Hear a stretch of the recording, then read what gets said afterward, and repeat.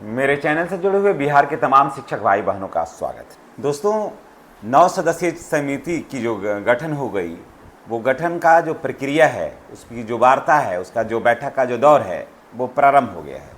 जैसा कि आप सबों को पता है कि बिहार में वो कमेटी की जो कमेटी का जो गठन हुआ है, उसमें कई तरह की मांगों को लेकर के चर्चा होनी। जैसे सेवा निरंतरता प्रमुख मांग है उसमें, उसके बाद ट्रांसफ़र और पोस्टिंग की बात है, उसके बाद अंतर बकाया वेतन की बात है, उसके बाद वरीयता निर्धारण की बात। और बीपीएससी जो शिक्षक हैं उनका उसमें 8वें वेतन का लाभ मिलेगा या नहीं, 7वें वेतन से पूर्व उनको ऐड करना है, 7वें वेतन में उनको ऐड करना है या नहीं, इन सारे मुद्दों पर विचार करना है। सबसे पहले इस कमेटी को ये निर्णय देना चाहिए था कि वरीयता का निर्धारण होगा, उससे पहले इनको इसको देना चाहिए था सेवा निरंतरता। जी हाँ, सेवा निरंतरता की बात सबसे ज़्यादा उठ रही है अभी, कारण कि जब तक सेवा निरंतरता की बात नहीं होगी, शिक्षकों की कोई भी समस्या के साथ बात करना बेईमानी होगा।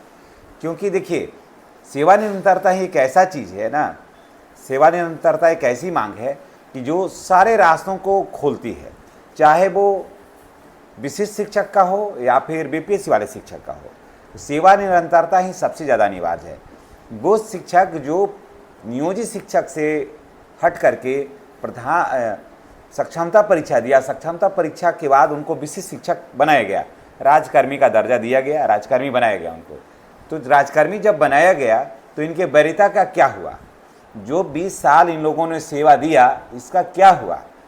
इस पर ठोस निर्णय पहले होना चाहिए, न कि कौन सीनियर है कौन जूनियर है, ट्रांसफ़र कौन लेगा कौन नहीं लेगा।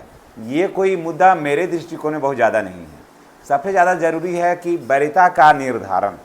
अगर आप वरीयता का निर्धारण आप कर देते हैं, वरीयता का निर्धारण आप कर देते हैं, तो उससे पहले आप सेवा निरंतरता अगर आप ऐड कर देते हैं उसमें, तो स्वाभाविक है कि जब सेवा निरंतरता हो गया तो जो जिनकी सेवा कंटिन्यू है, जिनकी सेवा पूर्व से है, तो वो सारे सीनियर हो गए। और अभी देखिए, अभी क्या है कि सेवा निर्धारण है होगा, सेवा कि कौन उसका वरीयता का निर्धारण होगा। तो वरीयता के निर्धारण में तो आप बना दीजिएगा किसी को कि ये वरीय होगा, तो उनका अभी बन जाएगा इस हिसाब से, तो उनकी नियुक्ति तिथि से। तो अभी सारे की नियुक्ति तिथि आप शो कर रहे हैं कि नया है, तो फिर तो आप इस तिथि से आप बना दीजिएगा। जब इस तिथि से बना दीजिएगा तो हमारे 2 लाख से ऊपर जो शिक्षक वहाँ गए हैं, जो 2 लाख से ऊपर शिक्षक वहाँ गए, विशिष्ट शिक्षक बने हैं और इस सब चीज़ की प्रतीक्षा कर रहे हैं, उनको क्या होगा? उनका क्या होगा? तो वैसे हिसाब से अगर वरीयता का निर्धारण कर दीजिएगा तो TRE1 वाले विशिष्ट शिक्षक से सीनियर हो जाएंगे। तो चलिए आज देखते हैं कि वो 9 सदस्यीय जो कमेटी बनी है वो क्या रिजल्ट दे रही है और उसका क्या रूपरेखा बन रहा है। आइए हम थोड़ा सा इसको देखते हैं। प्राथमिक शिक्षा के निदेशक साहिला के अध्यक्षता में ये कमेटी की कल बैठक होगी और ये कमेटी कल निर्णय देती है। अब क्या निर्णय देती है, ये लगभग 2:30 से 3 बजे ये क्लियर हो जाएगा कि ये कमेटी शिक्षकों के पक्ष में क्या निर्णय देती है, कौन सीनियर होंगे और कौन जूनियर होंगे, ये बात का उल्लेख कल हो जाएगा। उसके बाद इसे मंत्रिमंडल में भेजा जाएगा। माना जा रहा है कि कल जो कमेटी निर्णय देगी उसे संबंधित विभाग यानी शिक्षा विभाग में भेजा जाएगा। शिक्षा विभाग इस पर मंथन करेगा और उसके बाद आगे की कार्रवाई की जाएगी। तो देखिए अब कल क्या होता है। अब तो इसी कमेटी को निर्णय करना है, अपने मन से तो कुछ कहना नहीं है अभी कि फ़िलहाल किसकी सीनियरिटी रहेगी, किसकी सीनियरिटी नहीं रहेगी, कौन सीनियर होगा कौन जूनियर होगा, ये सब कहना लाजमी नहीं होगा। अब हम लोग कल देखते हैं कि ऐसे क्या होगा, कल कमेटी का निर्णय क्या होगा, ये तो आने वाला वक्त बताएगा।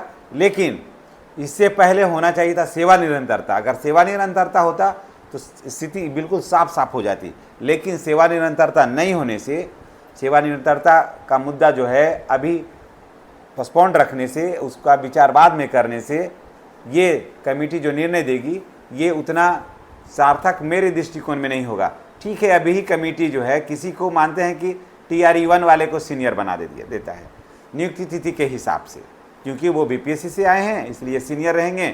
लेकिन अगर वरीयता का निर्धारण नियुक्ति तिथि से हो जाता है, थोड़ा इस बात को गौर करिएगा, अगर वरीयता का निर्धारण नियुक्ति तिथि से हो जाता है तो फिर बीपीएससी वाले तो सीनियर नहीं होंगे, क्योंकि सीनियर वही होते हैं जिनकी नियुक्ति तिथि पहले होती है। बीपीएससी वाले से बहुत पहले ये ट्रेनिंग करके भी बैठे हैं, फिर वरीयता का निर्धारण नियुक्ति तिथि से होती है, फिर वरीयता का निर्धारण ट्रेनिंग तिथि से होती है। वरीयता का निर्धारण जब समान होने पर उम्र के हिसाब से होता है, तो फिर ये जो कमेटी निर्णय देगी फिर उसका क्या होगा, फिर यहाँ तो फिर मुश्किल हो जाएगा। फिर वरीयता का निर्धारण होता है, उसके पेमेंट के भी हिसाब से भी होता है, तो फिर इनका पेमेंट विशिष्ट शिक्षकों का जो हो जाएगा, जो मूल वेतन है बीपीएससी वालों से अधिक है, तो फिर हो जाएगा, कारण कि जब सेवा निरंतरता मिलेगा तब फिर इसका क्या होगा। इसलिए मुझे ये लग रहा है कि ये एक भूल भुलैया है और शिक्षकों को अटकाने भटकाने और लटकाने वाला बात होगा, मुझे जहाँ तक लगता है, जबकि आना चाहिए था पहले सेवा निरंतरता। इस मुद्दे पर आप क्या राय रखते हैं, कमेंट बॉक्स में अवश्य लिखिएगा। और कल क्या निर्णय होता है, आज तो बुधवार है, कल गुरुवार है, कल गुरुवार को क्या निर्णय होता है फिर हम आपके पास मुखातिब होंगे। अगर आप चैनल पर नए हैं तो चैनल को सब्सक्राइब करके बेल आइकन को दबाइए ताकि वीडियो का नोटिफिकेशन जो है वो आपको मिलता रहे। धन्यवाद।